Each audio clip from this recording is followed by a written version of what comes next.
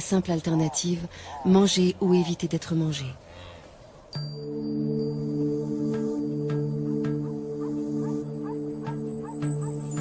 Le jour se lève sur le Masai Mara, une savane arbustive qui s'étend sur 1500 km², près de la frontière de la Tanzanie. La réserve doit sa renommée à l'impressionnante migration des gnous, qui fuient chaque année la sécheresse des plaines tanzaniennes. Au devant de la scène, une troupe de lions conduite par ce couple. Tout autour, les voisins qu'ils côtoient le plus fréquemment, zèbres, gnous, éléphants, impala, girafes.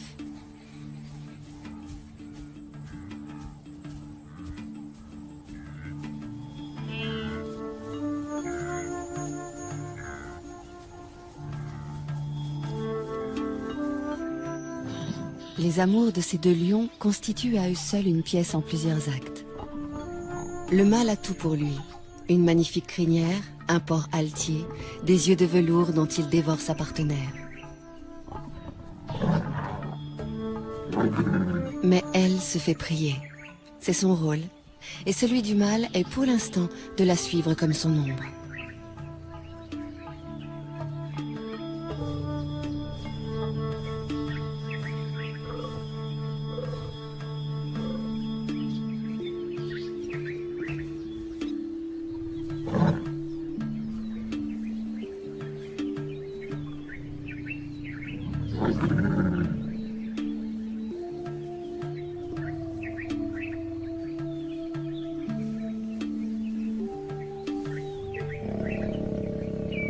Les chaleurs de la lionne durent 4 à 6 jours, avec au moins 24 heures de prémices, approche prudente, présence assidue mais discrète.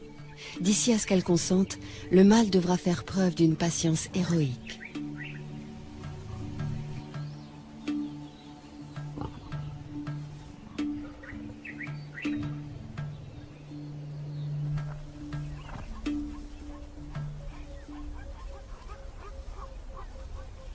Pourquoi tant d'herbivores dans le Masai Mara? Parce que nous sommes en février, période où cette savane offre une herbe fraîche, riche en protéines.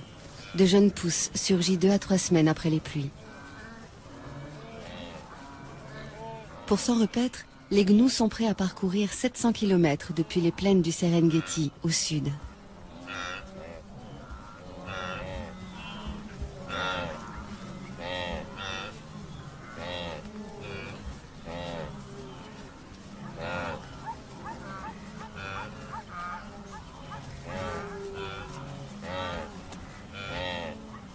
Les zèbres font le voyage eux aussi, en bonne compagnie avec les gnous.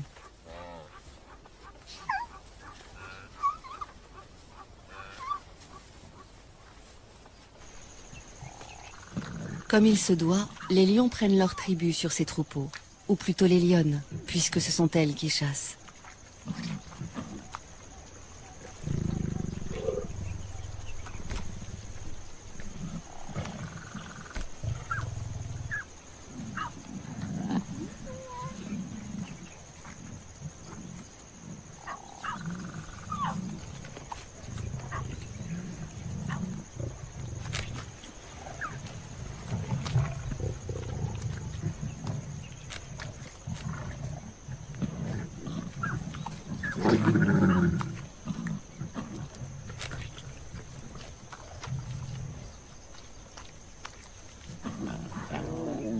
Entre les lionnes, il n'y a pas de préséance. Chacune dévore autant qu'elle peut. Les lionceaux, qui ont encore leurs dents de lait, ne peuvent pas mordre dans la chair comme les grands. Si on les a conviés au festin, c'est pour éviter de les laisser seuls sans surveillance. Et aussi pour les familiariser avec l'odeur du sang, éveiller leur instinct de chasseur.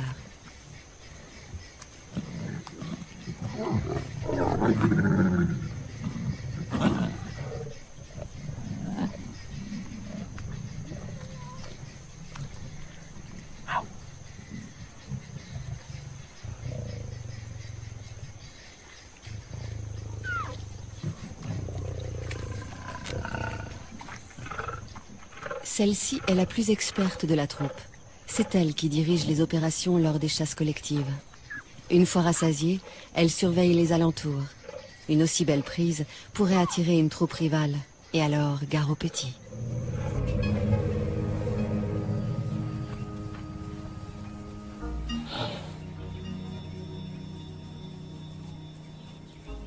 Marcher des jours, des semaines pour trouver les bonnes plantes, c'est le lot de tous les herbivores du Masai Mara.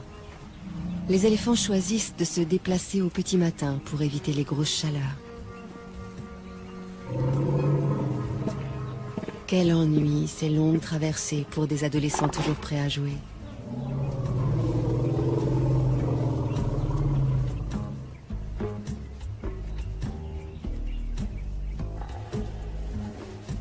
C'est la matriarche, une éléphante âgée et expérimentée qui prend systématiquement la tête du cortège.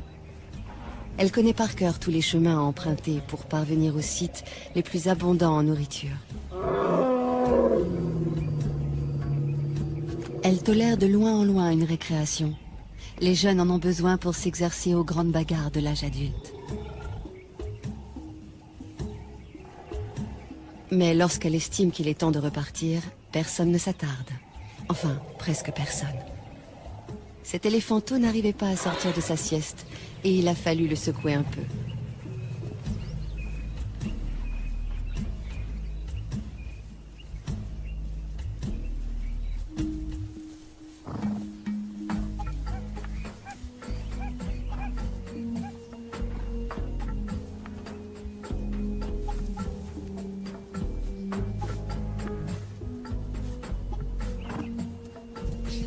Un étalon pour plusieurs juments qui lui restent fidèles toute leur vie. Les petits harems que forment les zèbres de Burchell vivent plutôt harmonieusement, avec juste les querelles d'usage.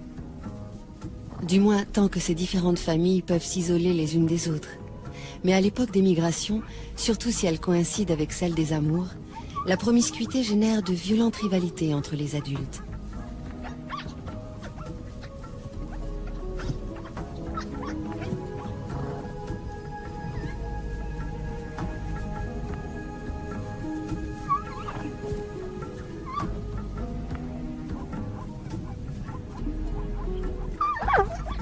Les poulains s'entraînent le plus tôt possible à ces joutes équestres, pour pouvoir défier un jour le chef d'un harem et échapper, le cas échéant, aux griffes ennemies. Une ruade bien placée peut tuer une lionne.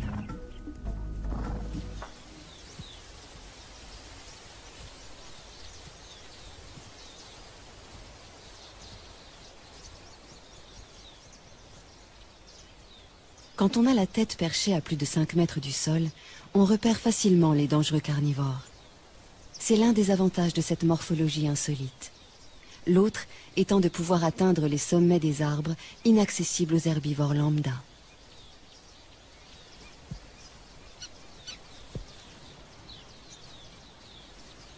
Ces deux girafes de l'espèce Maasai sont des mâles, des rivaux essayant par de curieux balancements de s'intimider l'un l'autre. Aucun des deux ne voulant abandonner, il va falloir en venir au coup.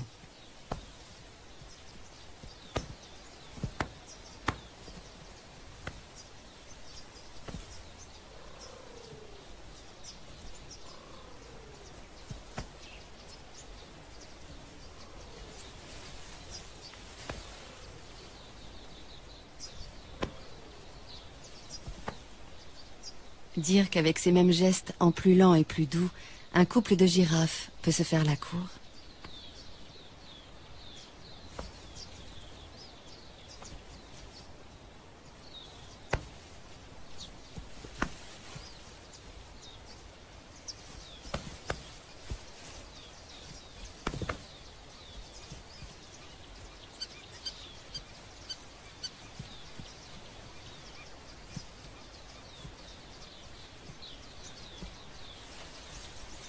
Les girafes Maasai vivent en petites troupes sous la coupe d'un seul mâle. Le but de ces duels, aussi violents soient-ils, n'est pas de blesser l'adversaire, mais d'établir qui est le plus fort, qui pourra prétendre à la place de chef le jour venu.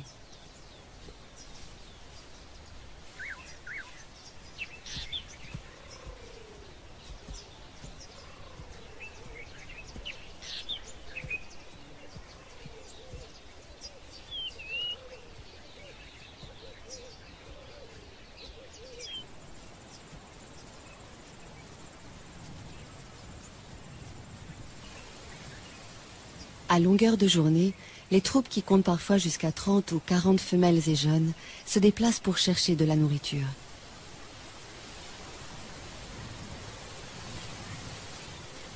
Leur plante préférée, l'acacia, qui à lui seul leur apporte toutes les vitamines voulues.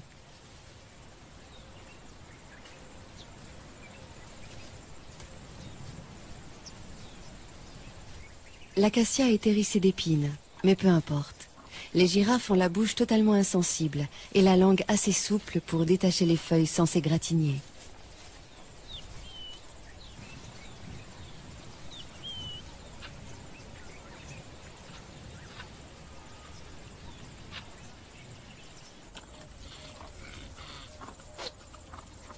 Ces cornes joliment annelées font la fierté des mâles impala.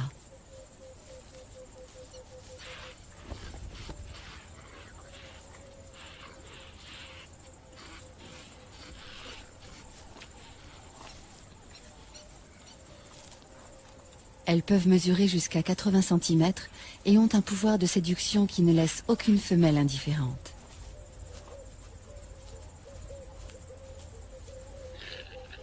Pourquoi? Parce que la taille de cet attribut révèle la valeur de celui qui le porte et que ces dames veulent avoir affaire au meilleur géniteur.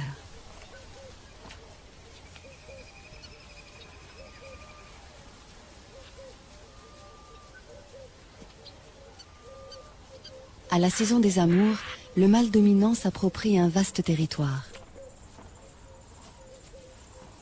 Les femelles qui traversent son fief sont à lui et il repousse quiconque essaie de les approcher.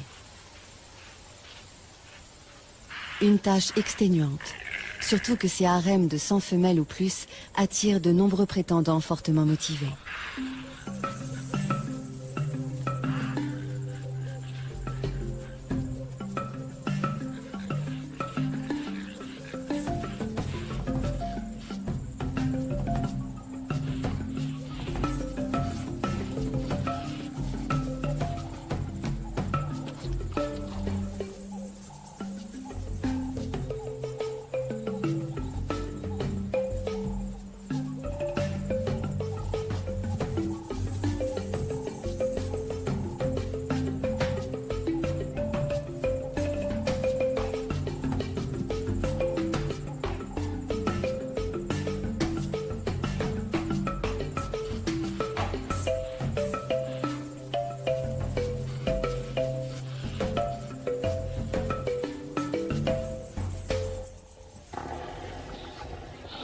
Le soleil est de plus en plus chaud.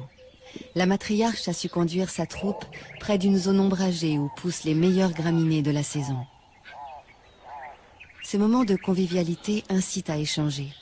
Les éléphants ont une façon très touchante de se saluer ou de se déclarer leur affection mutuelle.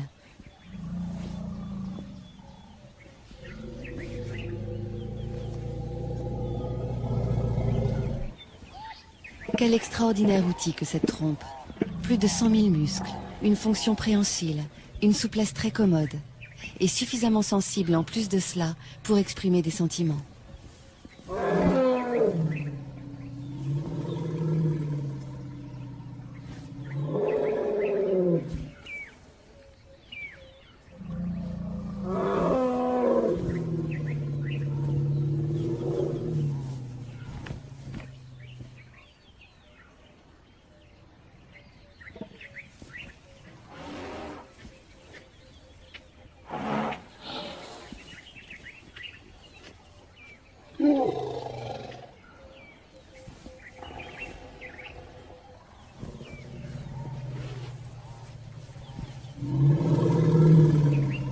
Lors de ces pauses, les éléphantaux restent constamment sous bonne garde.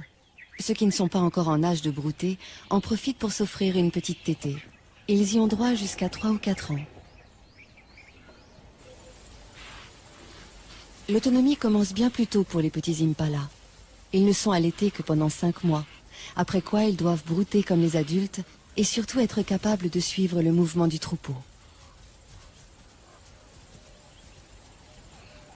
Par contre, pour avoir un territoire à eux, les jeunes patienteront jusqu'à l'âge de 4 ans. Ce temps d'attente se passe au sein de la harde.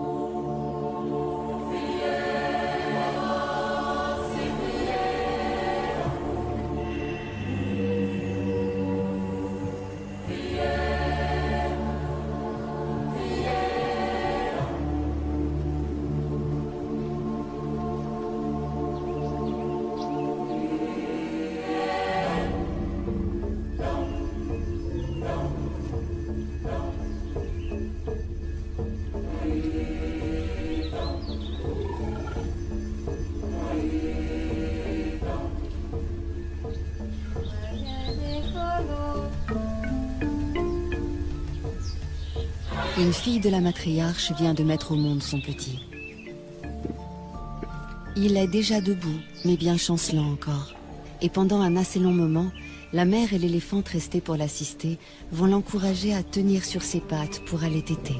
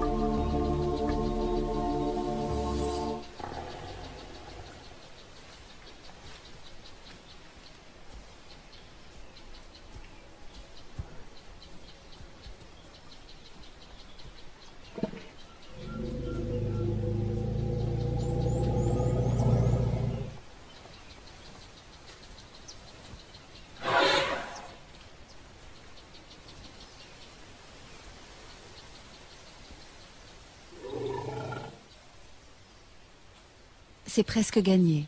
Qu'il tète goulûment et il aura trouvé la force de vivre. Il grandira entouré de sa mère et de ses auxiliaires d'éducation. Tante, marraine, grande sœur. La doyenne de la troupe se charge instinctivement d'entretenir et de transmettre la mémoire collective de la famille. Elle sait où trouver les meilleures étendues d'herbe, aussi bien que les points d'eau. Et à la mi-journée, rien à faire. Il faut boire.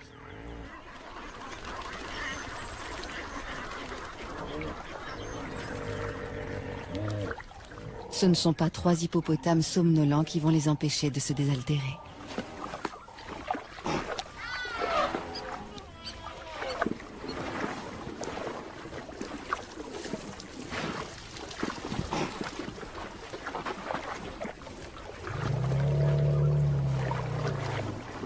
« 60 litres d'eau par jour, c'est le minimum pour assouvir sa soif.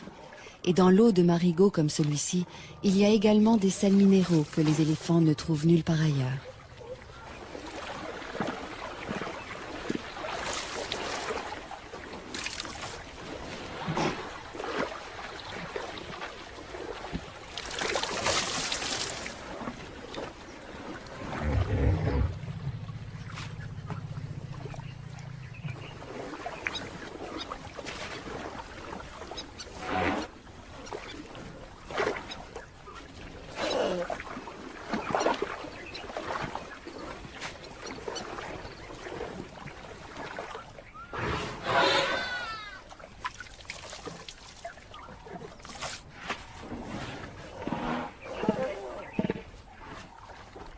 Les mares sont non seulement des abreuvoirs, mais aussi des points fixes où les mâles solitaires peuvent reprendre contact avec la troupe pour éventuellement s'accoupler avec des femelles.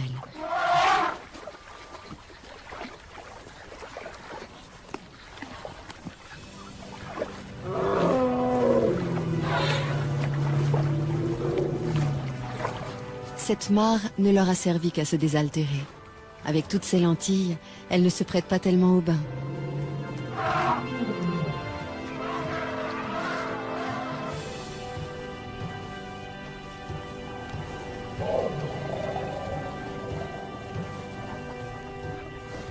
Le bain est indispensable pour éliminer les poux qui s'incrustent dans les replis de la peau. Bain classique dans l'eau, bain debout, tout aussi radical pour asphyxier les parasites, ou encore une douche de gadou.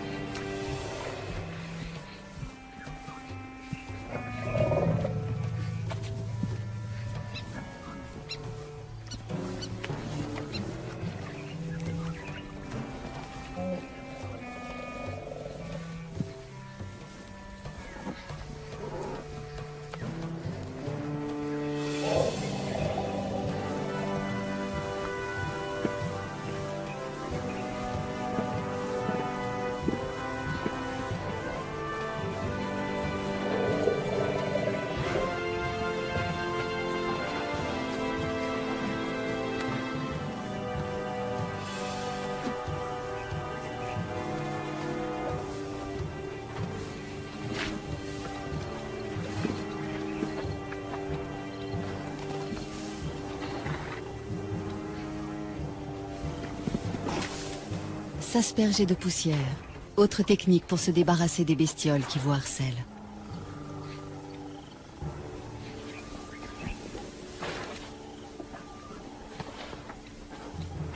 Pour les soins d'hygiène, les buffles s'en remettent à un nettoyeur professionnel, le pique-bœuf, ravi de trouver de la nourriture à si bon compte.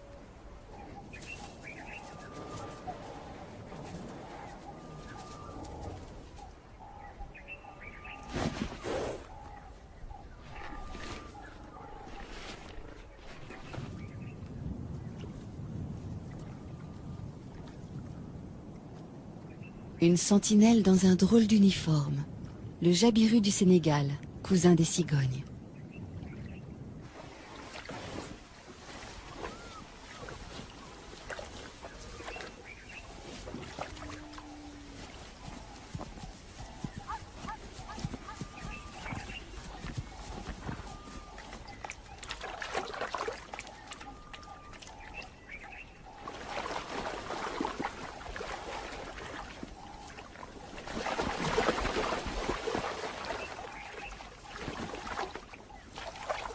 Trouver de quoi boire est une obsession quotidienne pour toutes les espèces de la savane.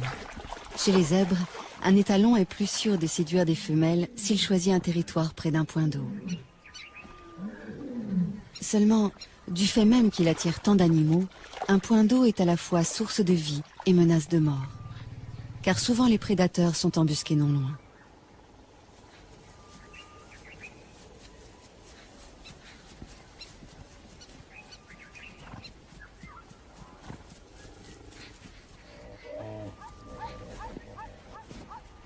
Se rassembler, faire bloc, c'est la meilleure des défenses. Surtout ne jamais s'isoler du troupeau, les chasseurs n'attendent que cela.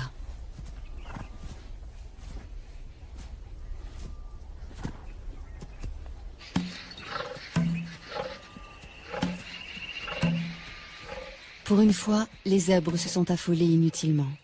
Les lions venaient juste se désaltérer. La proie qui s'agite tout près, c'est le hasard qui vient de la mettre à leur merci.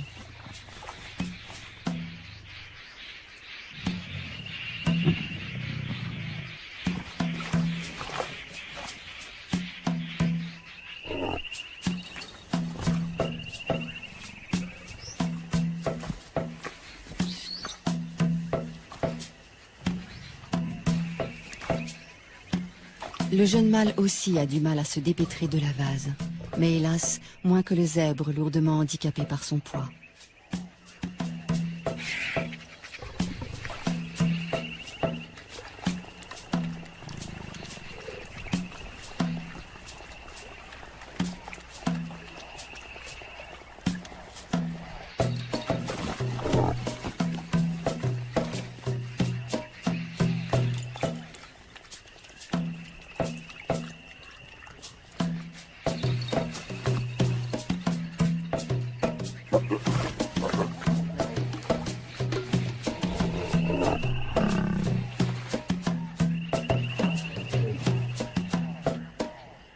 Il aurait besoin d'aide pour la mise à mort, mais les autres semblent hésiter à s'engager dans le bourbier.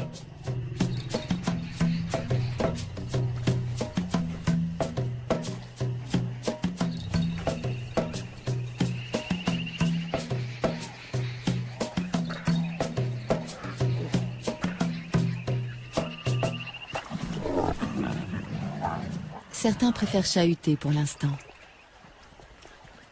Il ne leur reste plus beaucoup de temps pour ces jeux insouciants. À 3 ans, ils seront expulsés de la troupe, priés de se débrouiller seuls et de trouver ailleurs un groupe de femelles à séduire.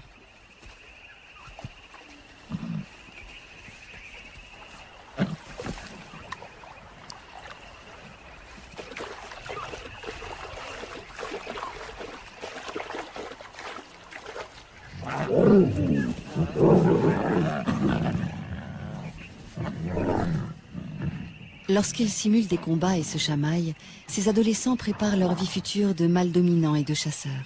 Ces entraînements développent la force physique et la réactivité.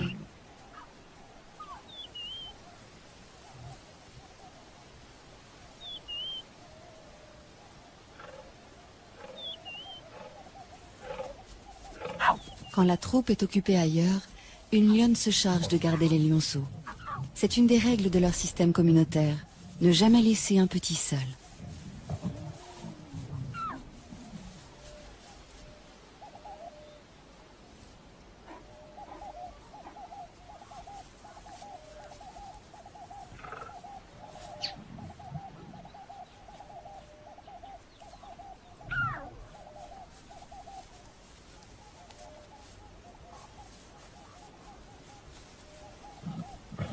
Qu'ils soient les siens ou ceux d'une autre, la lionne les allaite sans aucune discrimination. Chaque femelle de la tribu est à la fois mère, nourrice et marraine. Pourquoi faut-il éviter à tout prix de laisser les lionceaux livrés à eux-mêmes? Par crainte des hyènes, qui peuvent rôder dans la savane, mais aussi à cause des lions eux-mêmes.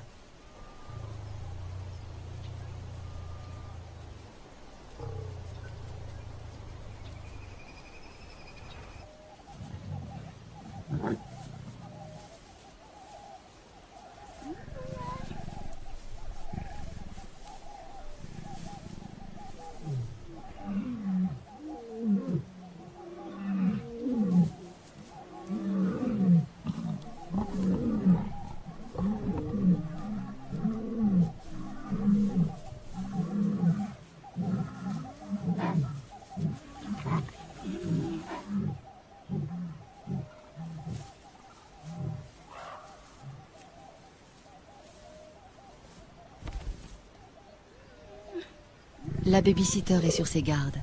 Elle sait bien que les jeunes mâles célibataires qui errent en quête d'une troupe à conquérir sont parfois affamés, hargneux, donc dangereux.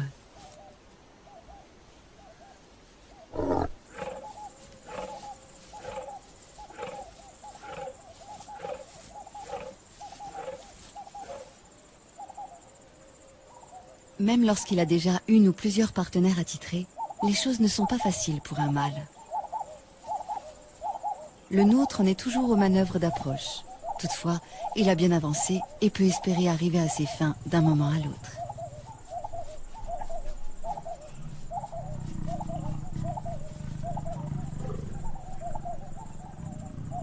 Le premier des quelques 200 accouplements qui auront lieu pendant leur idylle. Désormais, il y en aura un tous les quarts d'heure environ.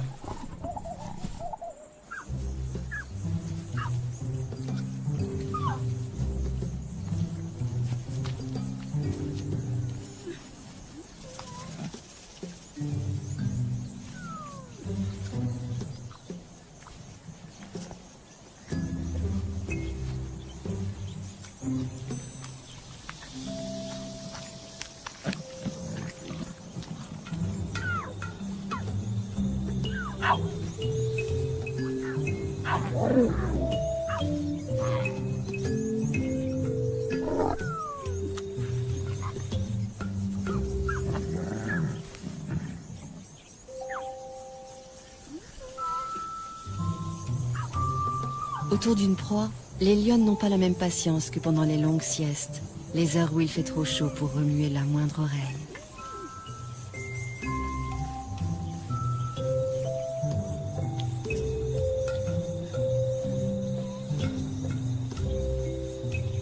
Encore que pour les lionceaux, les siestes se transforment immanquablement en bagarres sans fin.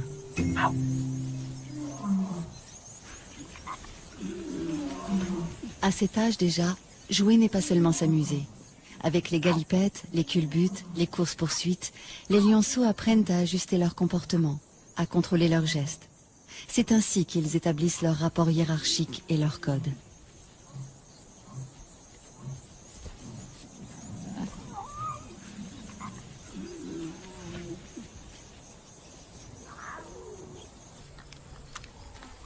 Une carcasse de seconde main, celle d'un gnou à demi dévoré déjà par une tablée de lions. Les éboueurs de la savane ont pris leur place. Une fois abandonnée, une charogne est à tout le monde. Les chacals n'ont pas plus de droit sur elle que n'en ont les marabouts.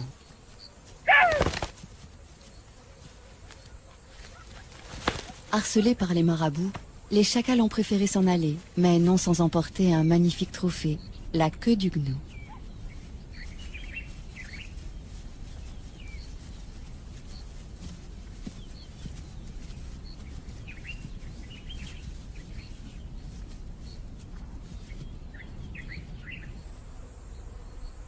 L'un d'eux a eu finalement des regrets.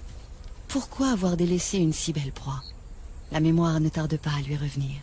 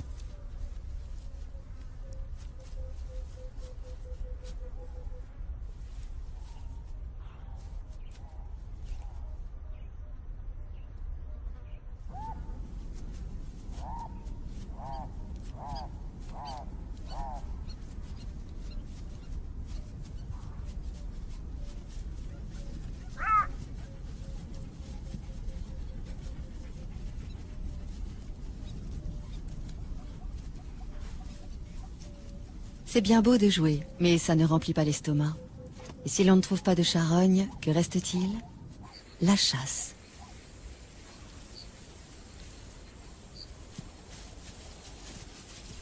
Les topis, comme les gnous, savent utiliser cornes et sabots quand il s'agit de défendre leurs petits.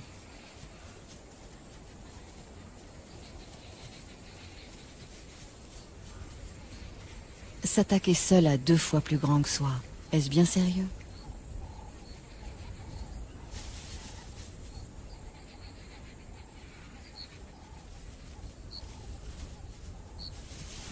Il faudrait, c'est évident, s'y mettre à plusieurs, mais où sont les renforts?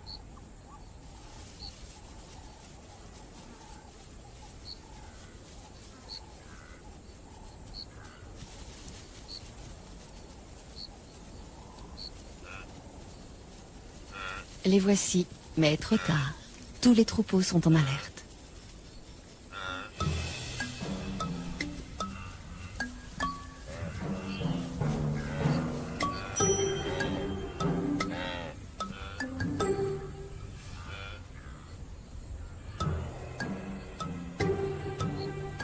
Des gnous, on connaît surtout les immenses cortèges marchant vers leur terre promise.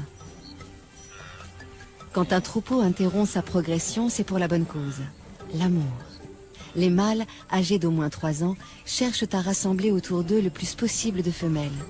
Pour cela, ils font de grandes cavalcades et jouent à se battre, juste pour attirer leur attention.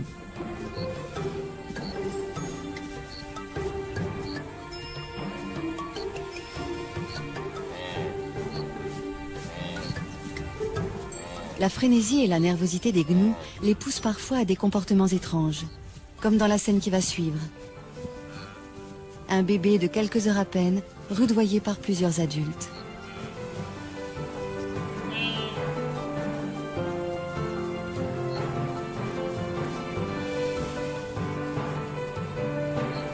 Veulent-ils l'entraîner à courir, pour lui apprendre qu'il faut toujours être prêt à fuir ou à suivre le troupeau sans trébucher?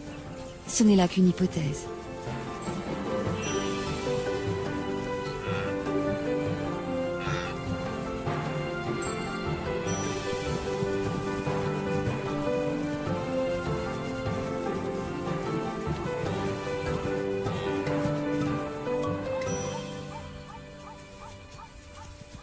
D'instinct, le petit gnou suit sa mère comme son ombre. S'éloigner d'elle, surtout quand le troupeau se met en marche, c'est risquer de la perdre. Et mourir à coup sûr car aucune autre ne la remplacera. Une mère gnou n'accepte jamais de nourrir un autre petit que le sien.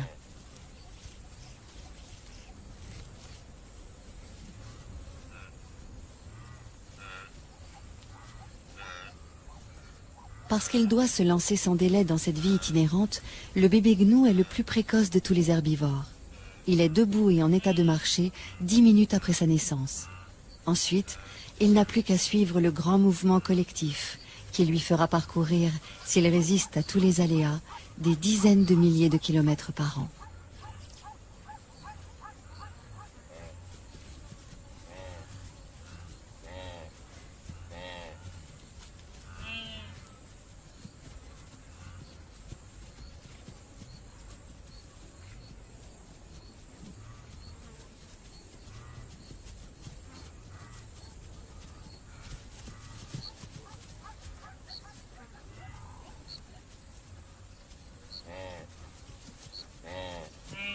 Tous ceux qui parcourent ces plaines herbeuses, que ce soit les gnous en troupeaux denses ou les taupies et les zèbres beaucoup moins nombreux, tous, excepté les éléphants, ont à craindre évidemment les grands carnivores.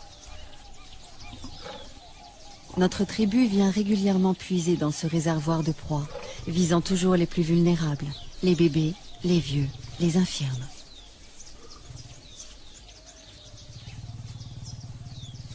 Sans doute les lionnes ont-elles fait bonne chère il y a peu, car la chasse n'est pas à l'ordre du jour. L'humeur est plutôt câline et espiègle.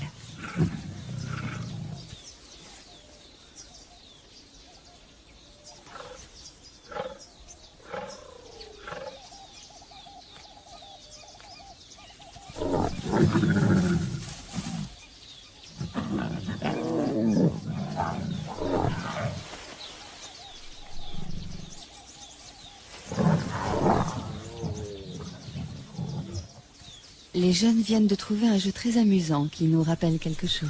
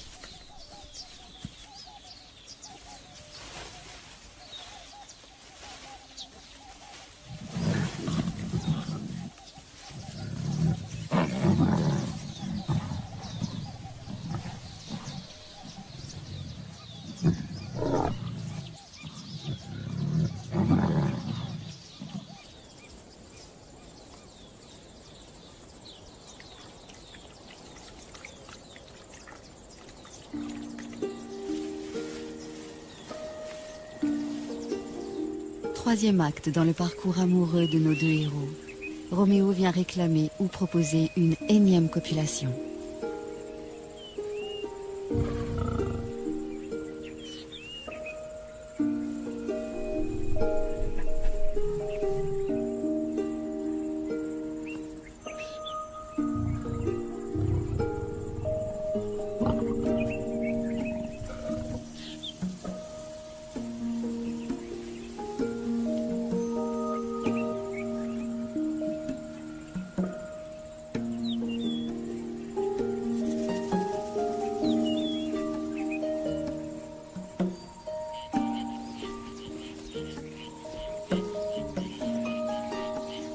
Le jour décline, il fait moins chaud, le moment que beaucoup attendaient pour aller boire.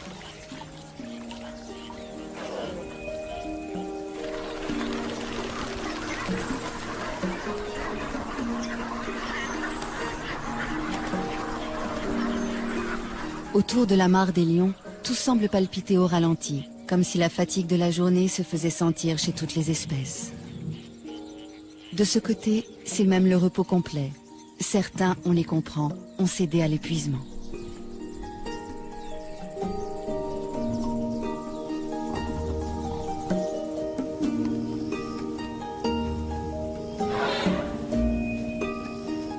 La nuit va bientôt tomber sur le Masai Mara où évoluent jour après jour les éternels nomades, les chasseurs chevronnés et tant d'autres animaux. Au rythme des saisons, la lutte de chacun pour sa